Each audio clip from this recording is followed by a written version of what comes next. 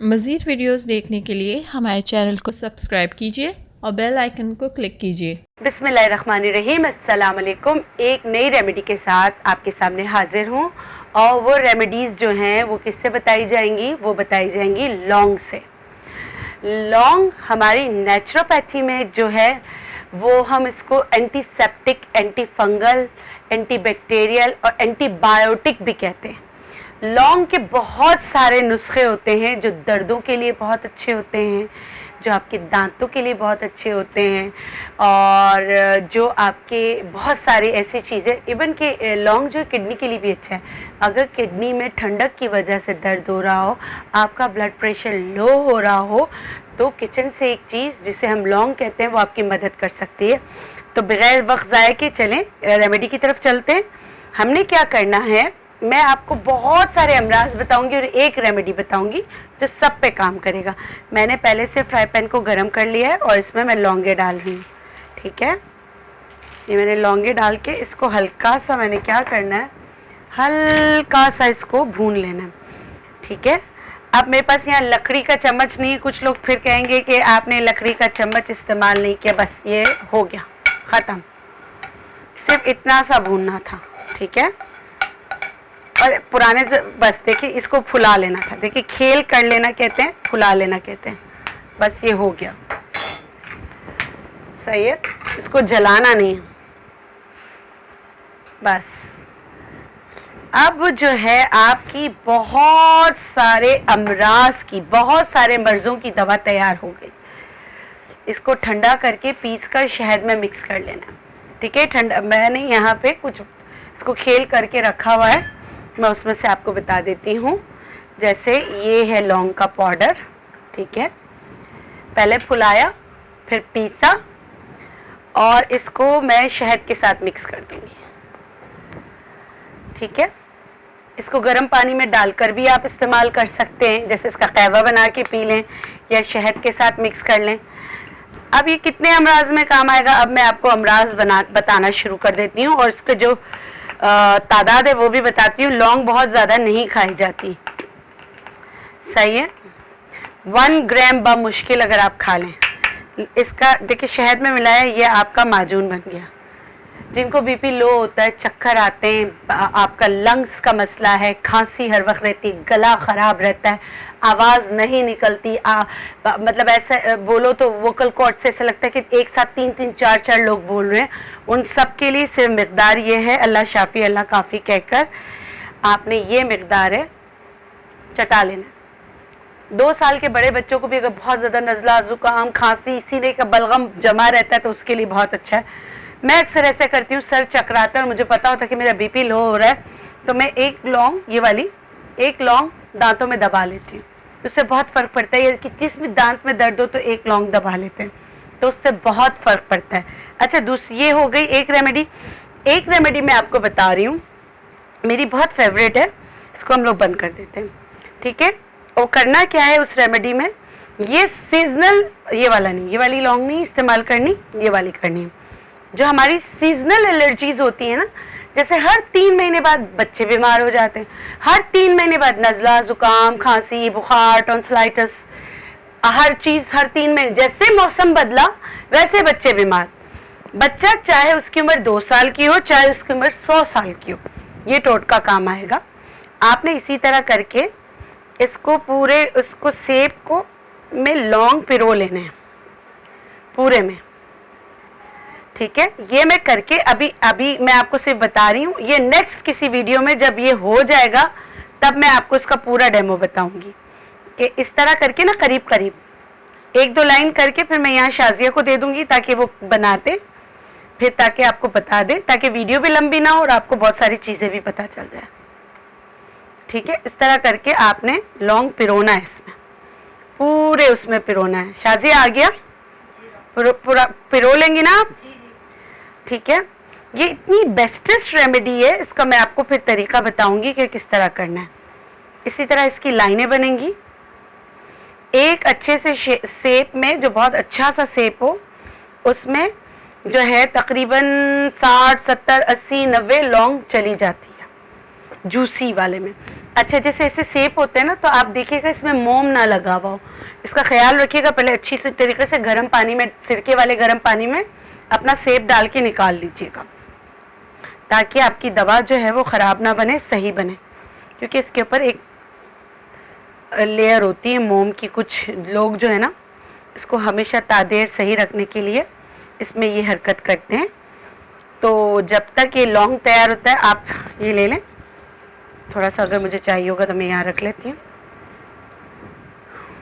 आप ये बना के मुझे दे दें, तब तक मैं दूसरी चीज़ें कर लेती हूँ, ठीक है?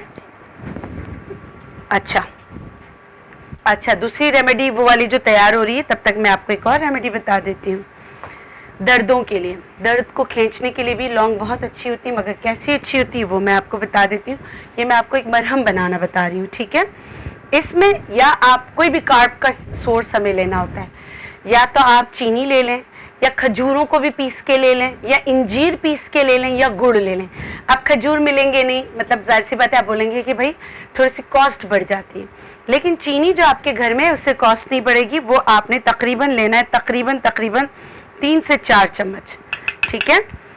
अच्छा, गुड़ डाला, उसके बाद मैं इसमें पूरा एलोवेरा जेल ये डाल रही हूँ। एलोवेरा जेल डाल दिया।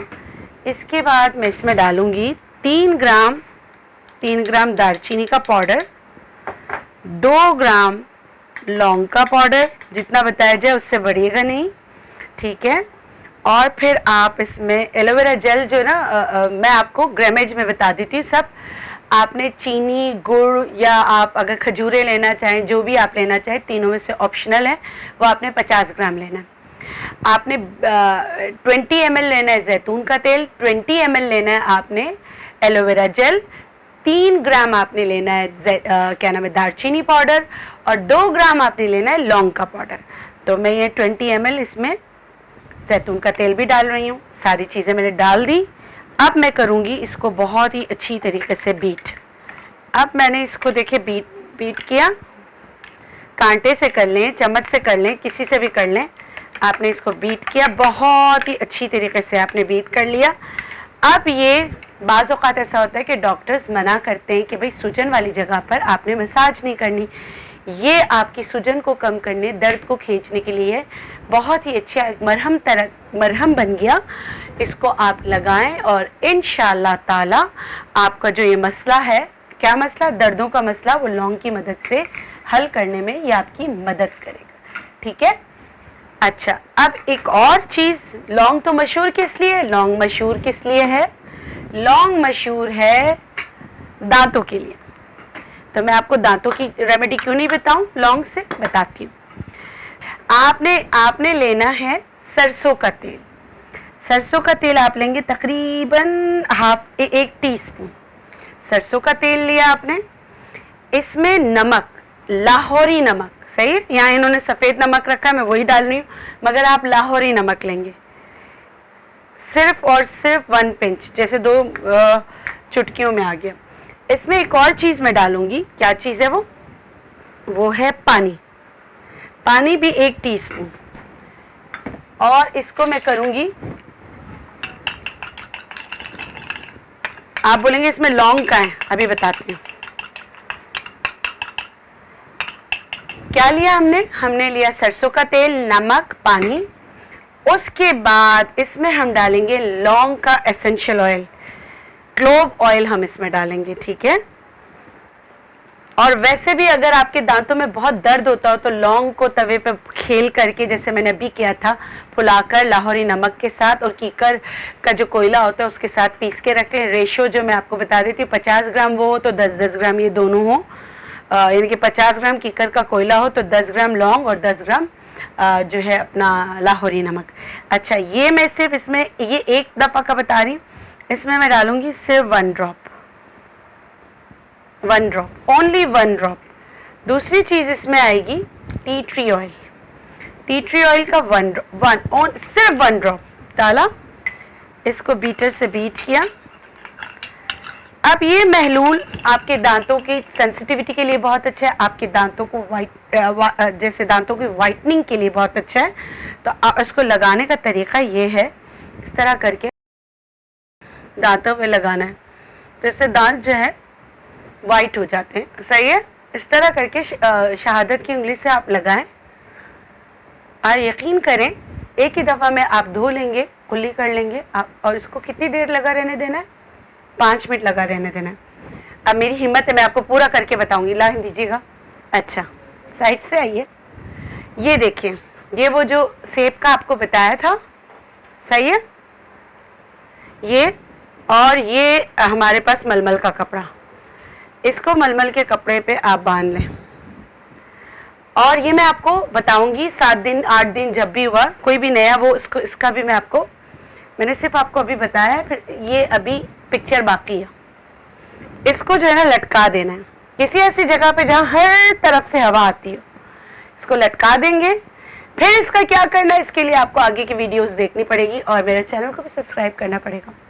ठीक है, वैसे मैं ये पहले बहुत बता चुकी हूँ, फेसबुक पे भी जो देखना चाहे वहाँ से देख सकता है। ठीक है, इसको लटका के फिर जब ये नरम पड़ जाएगा, इसकी शक्ल निकल आएगी, तो इंशाल्लाह ये मैं आपसे दोबारा शेयर करूँगी। अभी इसको हम लोग लटका देंगे। ठीक है, तो आज के लिए इतना ही।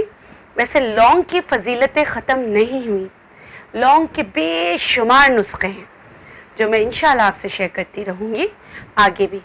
तो आज तक के लिए इतना ही, मुझे इजाज़त दीजिए। इंशाल्लाह फिर मिलेंगे एक नई रेमेडी के साथ। अल्लाह हाफ़िज़।